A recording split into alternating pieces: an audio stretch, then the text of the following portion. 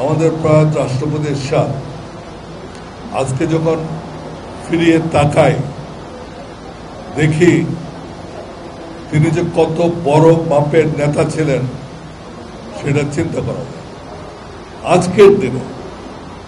আজকের দিনে এত লোক মারা যাওয়ার পরে যে কথাবার্তা, যে সংস্কারের কথা হচ্ছে এই সংস্কারগুলো এরশাদ সাহেব আজ থেকে ৩৫ বছর আগে করার চেষ্টা করেছে।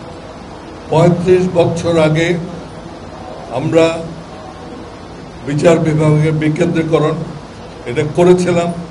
দুর্ভাগ্যবশত তখনকার হাইকোর্ট সেটা ইললিগ্যাল ডিক্লেয়ার করে।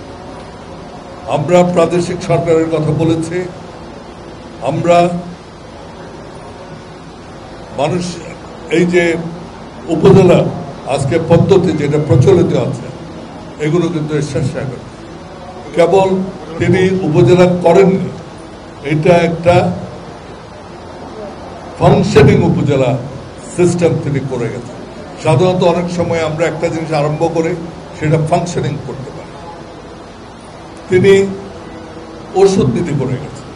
আজকে বাংলাদেশের মানুষ অল্প দামে ওষুধ খান, সেই ওষুধ নীতি এইটা খেতে পারে বিকজ অফ জেনারেল ইসলাম। তিনিই করে গেছিলেন এবং তিনি যখন করেছিলেন তখন কিন্তু মাল্টি ন্যাশনাল যে কোম্পানিগুলো ছিল, বিদেশে যেসব কোম্পানি ছিল সেগুলো কিন্তু এটার বিরোধিতা করেছে। আজকে জাতীয় পার্টির সময় আপনার ডিন্যাশনালাইজেশন উনি কমপ্লিট করেছিলেন। টেক্সটাইল, জুট, এটি দুইটা মেইন সেক্টর ছিল, এটা কমপ্লিট ডিন্যাশনালাইজেশন করে গেছে। তিনি প্রাইভেট সেক্টরে ব্যাংক দিয়ে গেছেন। ব্যাংক ওনার সময় হয়েছে, ইন্স্যুরেন্স ওনার সময় হয়েছে। আজকে গার্মেন্টস, যে গার্মেন্টস দেখছেন ব্যাক টু ব্যাক এলসি, যে সিস্টেম যেটা কোথাও ছিল না সেই জিনিস, সেই সিস্টেম করে আজকে বাংলাদেশ 25 থেকে 30 বিলিয়ন ডলার ইতিমধ্যে ইনকাম করছে। আজকে আমাদের যে লোক বাইরে যাচ্ছে, যে ম্যান পাওয়ার এক্সপোর্ট, এটাও কিন্তু এই এরশাদ সাহেবের সময় শুরু হয়েছে। আজকে সেখান থেকেও আমরা 25 বিলিয়ন ডলারের মতো পাচ্ছি। আজকে পিস কিপিং ফোর্স, এইটা আপনারা জানেন কুয়েত ইরাক যুদ্ধের সময় যখন বাংলাদেশের রাস্তায় রাস্তায় ইরাকের পক্ষে স্লোগান ছিল, সাদ্দামের পক্ষে স্লোগান ছিল, তখন কিন্তু আমরা একটা বড় আমি বলবো পদক্ষেপ নিয়েছিলাম। সেটা হচ্ছে যে সৌদি আরবিয়া এবং সেই যে অ্যালায়েন্সটা ছিল তাদের সাথে আমরা সেদিন গিয়েছিলাম এবং 4000 সৈন্য আমরা সৌদি আরবিয়া পাঠাই। প্রথমবারের মতো একটা যুদ্ধের সময় 4000 সৈন্য আমরা সৌদি আরবিয়া পাঠাই এবং সেটাই হচ্ছে আমাদের এই আজকের যে পিস কিপিং ফোর্স এবং বিভিন্ন দেশে যে আমরা আমাদের সৈন্য পাঠাই তার মানে শুরু। সুতরাং আপনি যদি দেখেন এই জাতীয় পার্টি, তারপরে আপনি আজকে সমস্ত বাংলাদেশে যে ইনফ্রাস্ট্রাকচার, গ্রামেগঞ্জে যে রাস্তাঘাট, সবগুলো কিন্তু আমি এখনো বলবো 80%, শতকরা 80% রাস্তাঘাট কিন্তু আমরাই করে এসেছি। 20% পর হয়েছে। হ্যাঁ, আমাদের সময় গ্রামীণ রাস্তায় আমরা ব্রিক সোলিং পর্যন্ত করছি, তখন আমরা ব্ল্যাক টপ যেটা কার্পেটিং বলে সেটা তখন আমরা করি নাই। কিন্তু ইনফ্রাস্ট্রাকচার, যেই মেইন ইনফ্রাস্ট্রাকচার, সেটা কিন্তু আমরা করে এসেছি। এবং আপনারা দেখেছেন যে ফ্লাড হয়েছে, জেনারেল এরশাদ সে কোমর পানি, আজকে যার 45 বছর বয়স সে হয়তো জানবে না, কিন্তু এই ছবিগুলো আমাদের কাছে আছে, আমরা আস্তে আস্তে দেখাবো। আজ থেকে যখন ফ্লাড হয়েছে ঢাকা শহর কোমর পানি, তখন তিনি কোমর পানিতে হেঁটে হেঁটে মানুষের কাছে গিয়েছেন, সমস্ত বাংলাদেশে তিনি করতে পেরেছেন। সুতরাং এই জিনিসগুলো জাতীয় পার্টির এটাই হচ্ছে ব্যাকগ্রাউন্ড।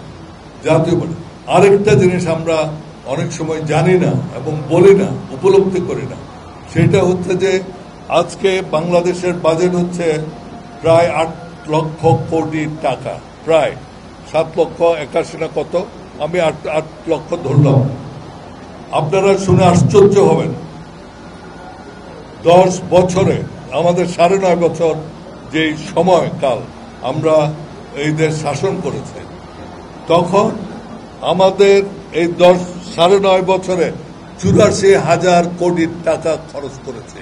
9.5 বছরে, অর্থাৎ 1 বছরের বাজেটের 10% দিয়ে আমরা বাংলাদেশের এই ইনফ্রাস্ট্রাকচার আমরা তৈরি করে দিয়েছি।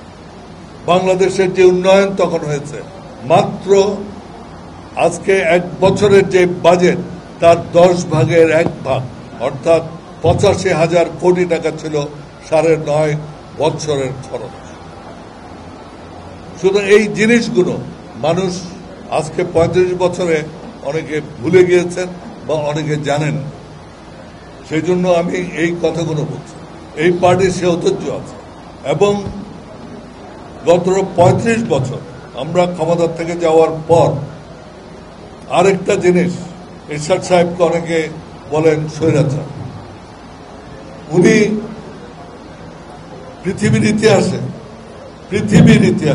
বাংলাদেশ না, এই সাবকন্টিনেন্ট না, পৃথিবীর ইতিহাসে কোথাও নাই কোন একটা সরকার প্রধান ক্ষমতার থেকে বের হয়ে জেলে বসে 5-5টা সিট থেকে তিনি নির্বাচিত হয়েছেন।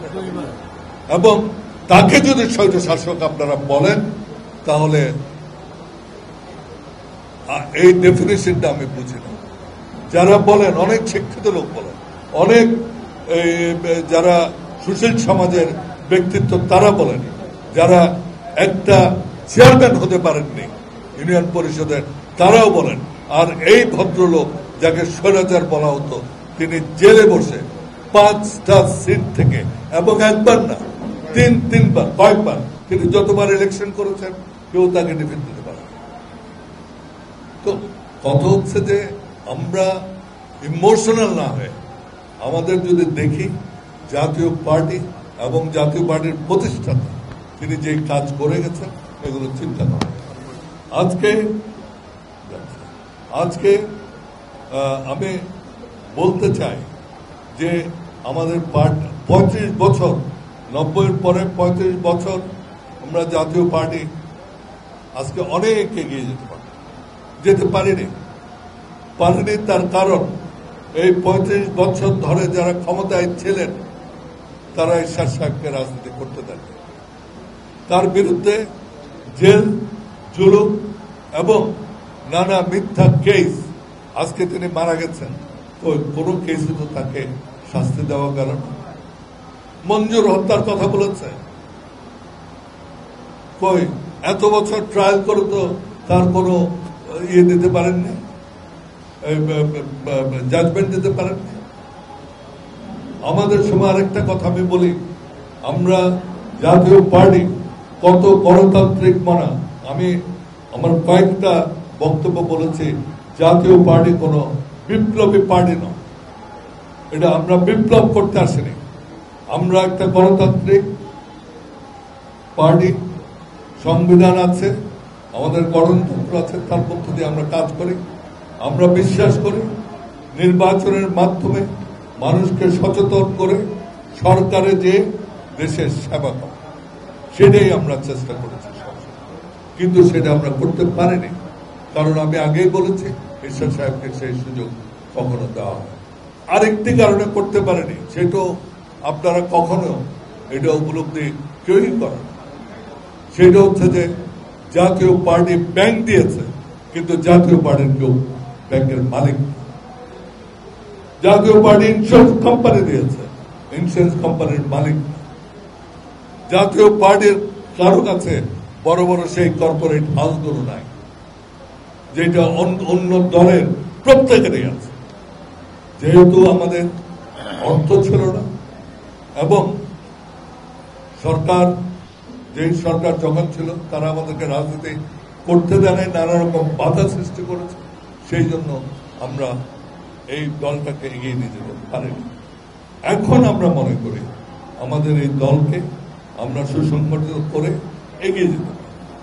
এবং আমরা সেই জন্য এই পার্টিকে সুসংগঠিত করার জন্য আমাদের প্রেসিডিয়াম মিটিং, এটা কয় তারিখ প্রেসিডিয়াম মিটিং যেটাতে আমরা কথা বলেছিলাম 20 মে আমাদের প্রেসিডিয়াম মিটিংয়ে আমরা কয়েকটি জিনিস উত্থাপন করি।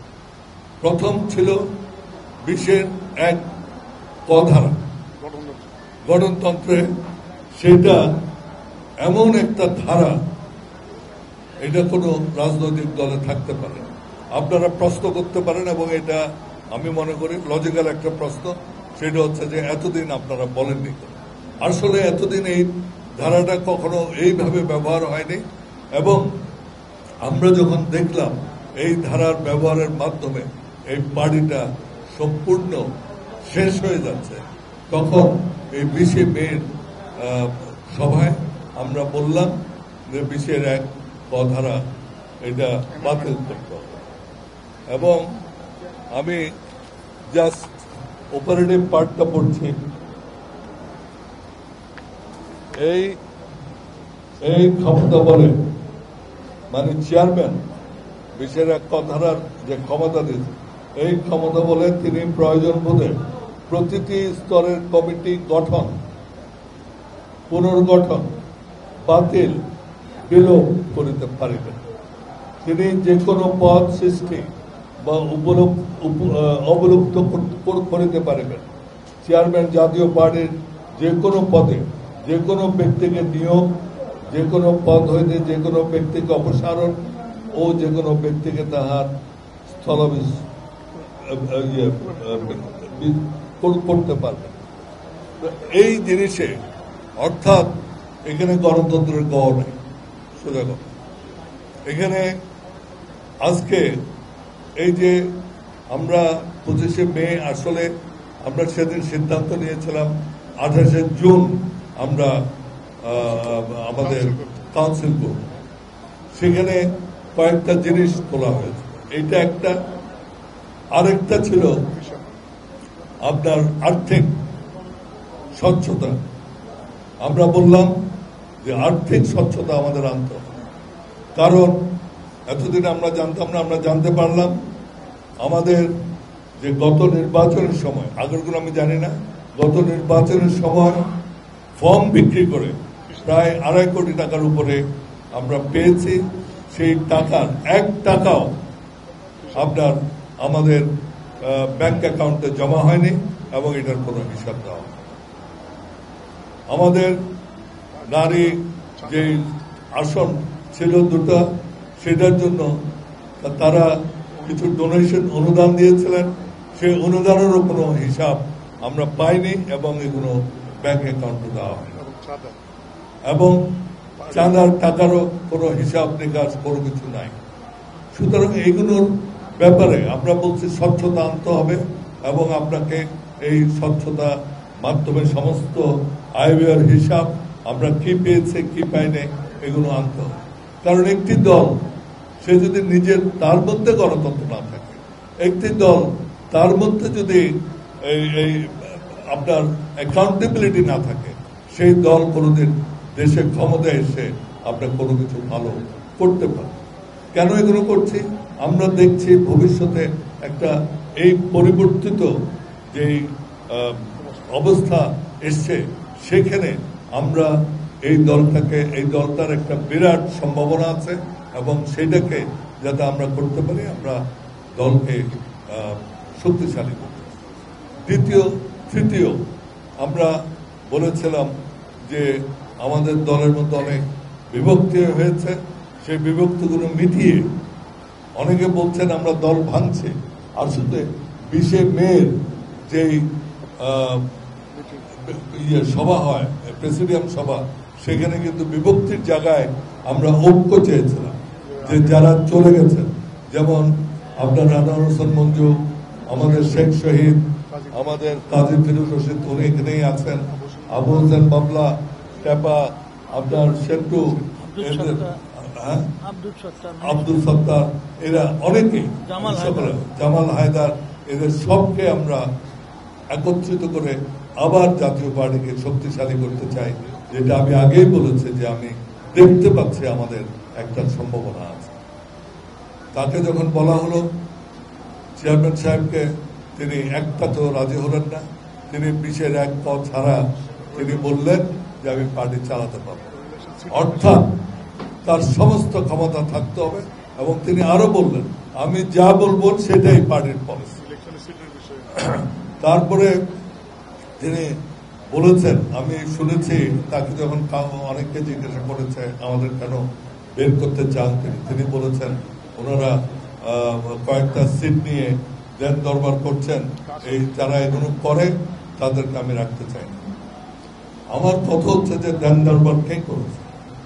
কে তার স্ত্রীর সিটের জন্য প্রথমে যতক্ষণ পর্যন্ত সিট অ্যাডজাস্টমেন্ট আওয়ামী লীগের সাথে তার স্ত্রীর সিট করা হয়নি, ততক্ষণ পর্যন্ত তিনি যে পার্টির যে একটা মনোভাব ছিল নির্বাচনে যাবেন না, সেই মনোভাব নিয়েছিলেন। যেই সে অ্যাডজাস্টমেন্ট করা হলো, যেই তার স্ত্রীকে শরীফা কাদের ওনাকে যখন উত্তরায় একটা সিট অ্যাডজাস্টমেন্ট করা হলো আওয়ামী লীগের সাথে, তখন তিনি বললেন আমি নির্বাচনে যাব। এবং সবচেয়ে আশ্চর্য ব্যাপার, নির্বাচন করতে করতে তিনি নির্বাচন থেকে উইথড্র করে গেলেন। কেন করেছেন এটা আপনারা ভালো বুঝতেন। এবং এই একটা সিটের জন্য এখানে ফিরোজ রশিদ আছেন, এখানে বাবলা আছেন, তারপরে আমাদের সোনারগাঁয় না খোকা, তার 3টা সিট আমরা অ্যাডজাস্ট করতে পারিনি। এই হচ্ছে ওনার এবং পার্টিটাকে এমন একটা জায়গায় নিয়ে এসছে যেটা আগে বলেছে টাকা নিয়ে চলে যাওয়া, এগুলো কিন্তু ওনারা তাদের পরিবারের মধ্যেই করেছে। সুতরাং এগুলো আমরা বাধা দিয়েছি। তিনি আমাদেরকে বলছেন আমরা পার্টিতে, তিনি যে প্রেসিডিয়াম মিটিং এর কথা বলছেন 28শে জুন, সেই প্রেসিডিয়াম মিটিং তিনি কোরাম হয় নাই এবং উনি ডাকতেও পারেন না। আমাদের যে গঠনতন্ত্র আছে,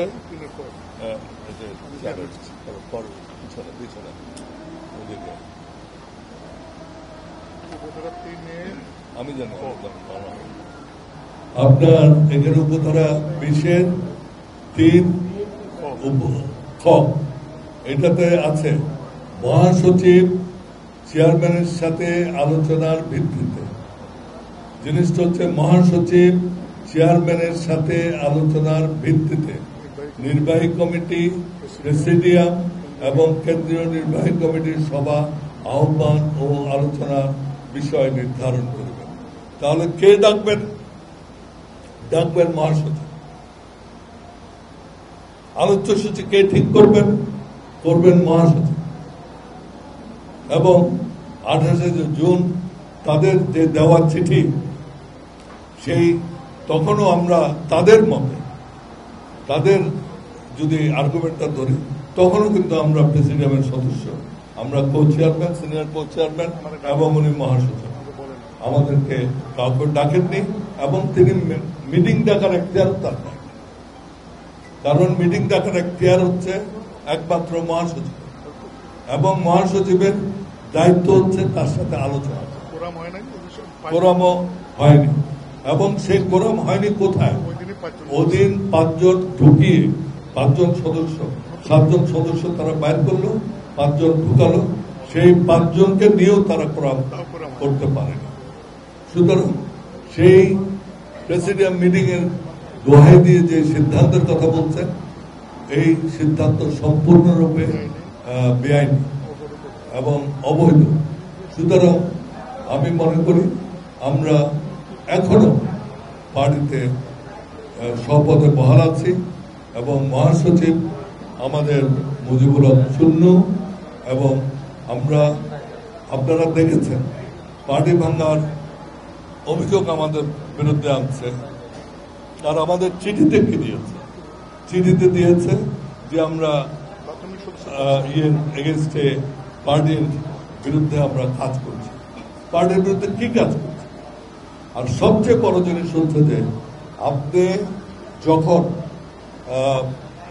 সম্মেলন ডিক্লেয়ার করবেন, সম্মেলন ডিক্লেয়ার করার পরে কাউন্সিল ডিক্লেয়ার করার পরে আপনি আর কোনো পরিবর্তন এইসব কমিটিতে করতে পারবেন না। কেন করতে পারবেন আমি বলি, আপনি কাউন্সিল ডিক্লেয়ার করলেন, আমি নিজেকে ক্যান্ডিডেট ঘোষণা করলাম, তখন ওই চেয়ারম্যান তো আমাকে বের করে দিতে পারে, তাহলে তো আর কোনোদিন এখানে কোনো নির্বাচনে যেতে পারবে না, কোনো নির্বাচন হতে পারবে না। যেই নির্বাচনে দাঁড়াবে তাকে বলবে যে আপনাকে বহিষ্কৃত করবে, এবং সেইটা তিনি করবেন। সুতরাং এন্টায়ার জিনিসটা বেআইনি। আমরা দুটো স্টেটমেন্ট দিয়েছি ইতিমধ্যে। দুটো স্টেটমেন্টে আমরা কি বলেছি? আমরা বলেছি যে আপনার 20-1 এটা করেন, বাতিল করেন। তারপরে হচ্ছে যে আমাদের আমরা ওই হিসাবের কথা বলা হয়েছে, আর হচ্ছে যে আমরা বৃহত্তর ঐক্যের কথা বলা হয়েছে। এই 3টা জিনিসের কথা আমরা বারবার আমাদের স্টেটমেন্টে দিয়েছি, এবং পাবলিকলি আমরা এখনো এমন কোনো কিছু করি নাই যেটাতে কেউ বলতে পারবে যে আমরা পার্টির স্বার্থের বিরুদ্ধে কোনো কাজ করি। হ্যাঁ, আমরা পার্টির গঠনতন্ত্র পরিবর্তনের কথা বলেছি, আমরা আর্থিক স্বচ্ছতার কথা বলেছি, আমরা বৃহত্তর ঐক্যের কথা বলেছি। এই 3টাই আমাদের মেইন প্ল্যাটফর্ম। সুতরাং আমরা মনে করি যে আমরা সকলেই আমাদের স্বপদে আছি, এবং তিনি যেই সব নিয়ম দিয়েছেন সেগুলো অবৈধ। বর্তমানে যাকে স্বঘোষিত বলবো আমি, মহাসচিব, তিনিও সেখানে নাই। মহাসচিব একজনের, সেটা হচ্ছে যে মুজিবুল হক চুন্নু। আর আজকে এখানে যারা বসে আছে, এখানে প্রায় সকলেই আমরা হচ্ছে প্রতিষ্ঠাতা সদস্য। আমরা প্রতিষ্ঠা লগ্ন থেকে আমরা এই পার্টিতে আছি এবং এই পার্টি করছি, এবং আমরা আশা করি ভবিষ্যতে এই পার্টি করব। আরেকটা কথা আপনাদের আমি বলতে চাই আজকে, এগুলো আমরা বলতে চাইনি, আমরা চাইনি। আমরা আমাদের যে পাবলিক স্টেটমেন্টগুলো আপনারা দেখবেন, সেগুলো একটা শালীনতার মধ্যে ছিল, এবং absolutely do with the party constitution and finance. আজকে JM কাদের সাহেব, আমিও এই পার্টির অ্যাক্টিং চেয়ারম্যান ছিলাম। আমাকে যখন অ্যাক্টিং চেয়ারম্যান করে, তখন ঈশ্বর সাহেব আমার পাশে বসে প্রেস কনফারেন্স করে তিনি আমাকে অ্যাক্টিং চেয়ারম্যান বানিয়েছেন। আর JM কাদের কিভাবে অ্যাক্টিং চেয়ারম্যান হন? রাতের অন্ধকারে যে লোকটি তখন মৃত্যু পথযাত্রী, রাত 11টা থেকে 12টার মধ্যে তাকে ঘুম থেকে উঠিয়ে জোর করে তার সিগনেচার নেওয়া,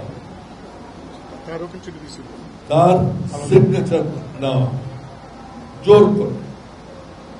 সুতরাং এটা হচ্ছে জাস্ট ওই যে কু হয়, মিলিটারি কু হয়, ঠিক সেরকম রাতের অন্ধকারে যে জোর করে আপনার ঘুম থেকে উঠিয়ে জোর করে সিগনেচার নিয়ে তিনি তার আপনারা বলতে পারেন তাহলে আপনারা তখন প্রতিবাদ করেননি।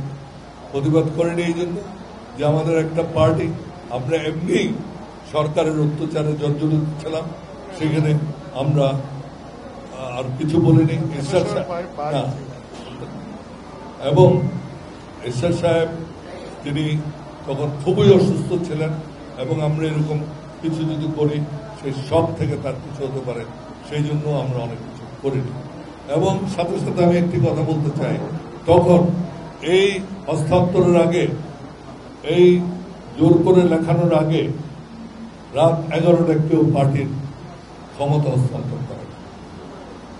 একটা গণতান্ত্রিক পার্টির ক্ষমতা বা আরেকজনকে দায়িত্ব দেওয়া, সেটা রাতের অন্ধকারে 12টার সময় ঘুম থেকে উঠিয়ে কেউ দেয় না।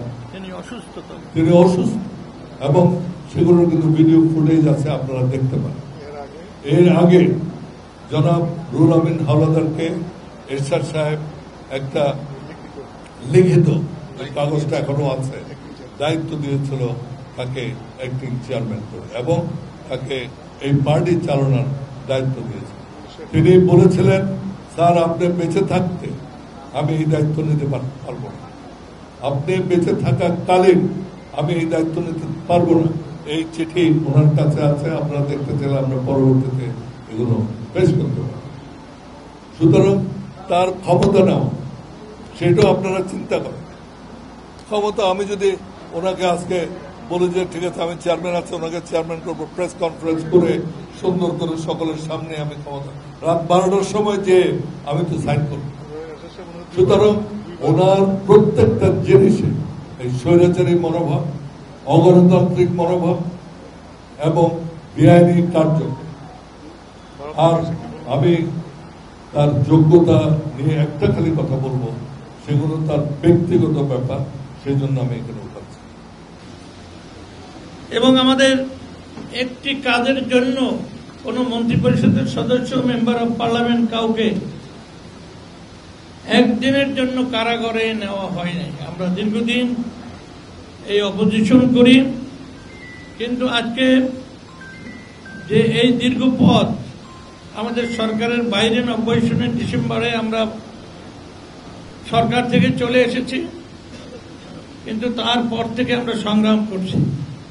আমাদের দলের উপরে অনেক ষড়যন্ত্র হয়েছে এবং অনেক আঘাত হয়েছে, এবং এইভাবে ষড়যন্ত্র করে আমাদেরকে বাদ দেওয়া হয়েছে, আমাদের অনেক সহকর্মীকে দল থেকে বাদ দেওয়া হয়েছে। এটা একটি গোষ্ঠীর, একটি শক্তিশালী গোষ্ঠীর ষড়যন্ত্র। তাদের এই ষড়যন্ত্রের ফলশ্রুতিতে আমরা যারা এই দলের শুরুতেই ছিলাম, এইভাবে আমাদেরকে বাদ দেওয়া হয়েছে। আনোয়ার হোসেন মঞ্জুকে ষড়যন্ত্র করে, শেখ শহীদকে ষড়যন্ত্র করে বাদ দেওয়া হয়েছে, জামাল হায়দারকে বাদ দেওয়া হয়েছে, এবং সাত্তার ভাই অত্যন্ত বিনয়ী মানুষ, জামালপুরের কৃতি সন্তান, সে পাকিস্তানে বলেও সে এমপি ছিল, তার নামটা পর্যন্ত দলে রাখা হয় নাই। এবং এই নির্মম নিষ্ঠুর আঘাত জিএম কাদের এসএসএফের ভাই হিসেবে কিভাবে করলেন, আমি যখন ভাবি আমার ঘুম ভেঙে যায়। আমি দেখি যে এই নিষ্ঠুর মানুষটির হাতে দলটা পড়ল, আমাদের কোথাও নিশ্চয়ই কোনো অপরাধ আছে। মানুষ দলে লোক নিয়ে আসে, মানুষ ক্ষমতায় যাওয়ার জন্য দলকে ঐক্যবদ্ধ করে, সুসংগঠিত করে, তৃণমূল পর্যায়ে দলকে নিয়ে যায় মানুষের সমর্থন আনার জন্য। এটাই গণতান্ত্রিক রীতিনীতি। আর সে একা ঘরে রইল। এই গত 8 বছরে সে 10,000 লোকের একটি জনসভা কোথাও করতে। সাংবাদিক ভাইদেরকে আমি অনুরোধ করব, আপনারা স্মরণ করে দেখেন।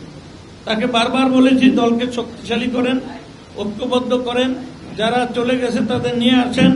প্রতি 5 বছর পরে, আমি তো অনেকদিন ধরেই দেখতেছি ক্ষমতার বাইরে, 5 বছর পরে যখন নির্বাচন আসে, নানা রকম একটা পরিস্থিতি সৃষ্টি হয়। সেই সৃষ্টির সময়, পরিস্থিতির সময় দল যদি শক্তিশালী করা যায়, মানুষের আস্থা পাওয়া যেত বা যাবে। কিন্তু উনি এদিকে কখনো খেয়াল রাখেন নাই। উনি ঢাকার কোন একটি গলিতে বসে পত্রিকায় অথবা নিজের মতো রংপুরে গিয়ে এক একটা বক্তৃতা দিয়ে দেশের মানুষকে আহত করেছেন, ব্যথিত করেছেন এবং দলকে ক্ষতিগ্রস্ত করেছেন। অনাকাঙ্ক্ষিত এই বক্তব্যগুলো আমরা যারা ত্যাগী মানুষ আমরা আশা করিনি। তাকে ভাই হিসেবে, তাকে পার্টির চেয়ারম্যান হিসেবে অনেক শ্রদ্ধা করে আসছে, কিন্তু আমার হৃদয়ে অনেক বড় ব্যথা। কারণ এই দলের লক্ষ লক্ষ নেতা কর্মীদেরকে নিয়ে এই 64টা জেলায় আমি বারবার গিয়েছি দলকে সংগঠিত করার জন্য। তিনি কি 10টি জেলায় কখনো গিয়েছেন? আমি 4 বছর পূর্বে তাকে পটুখালী নিয়ে গিয়েছিলাম, তখন হাজার হাজার লোক ছুটে আসছে, ভক্ত মানুষগুলো। আমার মনে একটা আশা এসেছে, যে বিশ্বাস এসেছে, আস্থা এসেছে যে দল আগামী দিনে ক্ষমতায় যাবে। কিন্তু তিনি সেটা আমি বললাম, আমরা সকলেই বললাম, প্রত্যেক জেলায় প্রত্যেক বিভাগে বড় বড় সমাবেশ করিয়ে আসেন। আমি বরিশালে বললাম যে আমি অর্গানাইজ করতে চাই, তার ইচ্ছারায় তার লোক দ্বারা আমি এত নেকেট কথা বলতে চাই না, তারা মিটিংটাকে ভেঙে দিল। আমি আশাহত হলাম, যেখানে আমি 45 বছর বরিশাল জেলা হেডকোয়ার্টারে আমি রাজনীতি করে আসছি, সেখানে আমাদের দলকে টুকরো টুকরো করে দিয়েছেন সে। এই যে তার অরাজনৈতিক আচরণ দলকে স্তব্ধ করে দিয়েছে বারবার। সেই জন্য আজকে আমরা এখানে একত্রিত হয়েছি। কেন? তার চিঠি পেয়েছি। কাদের ভাই, আপনার চিঠি আমার হাতে এসেছে। আপনার যে লাভ লেটার সেটা আমরা পেয়েছি, কিন্তু আমরা আপনাকে বহিষ্কার করি নাই, আমরা আপনাকে ফেলে যেতে চাই না। আমরা দলকে শক্তিশালী করব, আবার বৃহত্তর ঐক্য করে আপনাকে আমরা আবারও বলবো, আসেন, আপনাকে আমরা সম্মান দেব। কিন্তু দল ভাঙবে, দল ছোট হবে, এই রাজনীতি আমরা করব না। এবং আনিস ভাই আমাদের দলের একটি অহংকার, তিনি এই দায়িত্ব নিয়েছেন যে আসো সবাই একত্রিত হই। এবং কাদের সাহেব কেন এই কাজটি করলেন, তার কি হয়েছিল, তার কি অসুস্থতা আছে নাকি, এটা পরীক্ষা করার প্রয়োজন আছে। কারণ একটা মানুষকে আপন করা, ভালোবাসা, কাছে নেওয়া, তার সহযোগিতা নেওয়া, তাকে সহযোগিতা, এইটা কত কঠিন কাজ। আর সেখানে ইজি গোয়িং আপনি চিঠি দিলেন আমাদেরকে, আমরা চিঠি পেয়েছি, কিন্তু এটা কোনো সুস্থ রাজনীতিবিদ এই ধরনের কাজ করতে পারে না। আমাদের ঘামে, আমাদের পরিশ্রমে, আমাদের টাকায়, আমাদের সারা দেশে মানুষের কাছে যাওয়ায় আমাদের আবেদনে মানুষ সাড়া দিয়েছে। আর আপনি আজকে আমাদেরকে দল থেকে অব্যাহতি দিলেন, সারা দেশের মানুষ আর জবাব প্রাথমিক সদস্য পর্যন্ত আপনি রাখেন নাই। আপনি কোন সময় থেকে রাজনীতি করেছেন আমার জিজ্ঞাসা, এটা কি রাজনৈতিক আচরণ? আপনি যদি একজন সেনাবাহিনীর সদস্য হইতেন, তাও আমি মনে করি যে ঈশ্বর সাহেব সেনা প্রধান ছিলেন, তিনিও এই কাজটি করতেন না। তিনি আমাকে মহাসচিব কিছুদিনের বাদ দিয়েছিলেন, তারপর প্রেসিডেন্টের সদস্য রাখছেন, স্পেশাল অ্যাসিস্ট্যান্ট রাখছেন, আবার মহাসচিব করছেন, আবার আমাকে বলেছেন অনেকের সামনে যে তুমি এই দায়িত্ব নাও চেয়ারম্যান। যে কথা আনিস ভাই বললেন, আমি সেই কথাই বলেছিলাম যে স্যার আপনি থাকতে এই দলের চেয়ারম্যান হওয়া, ভারপ্রাপ্ত চেয়ারম্যান হওয়া, এই দৃষ্টতা আমি রাখি না। আমি আপনাকে ভালোবাসি, আপনার নামটি যথেষ্ট স্যার, আপনি ঘরে থাকেন, দল আমরা অর্গানাইজ করব। তো যাই হোক, আমার আরো কয়েকজন কলিগ আছে, বিশেষ করে ফিরোজ ভাই, তিনিও ব্যথিত হৃদয়ে দুই একটি কথা বলবেন। আমি তাকে ফোন দিয়েছি এখানে আপনাদের জানানোর জন্য, যেহেতু আপনাদের কলমে, আপনাদের লেখায়, আপনার ছবি আঁকায় আমাদের সহকর্মীরা গ্রামে শহরে জানতে পারবে যে আমরা কেমন আছি এবং কেন আমাদেরকে এই টেলিভিশনে সামনে দাঁড়াতে হলো। জিএম কাদের সাহেব নাই, আমরা সকলকে নিয়ে আমরা এখানে বসেছি, মানুষের জানানো দরকার। সেজন্য দু একটি কথা বললাম। আপনাদের সাথে ইনশাল্লাহ যতদিন বেঁচে আসি বারবার দেখা হবে।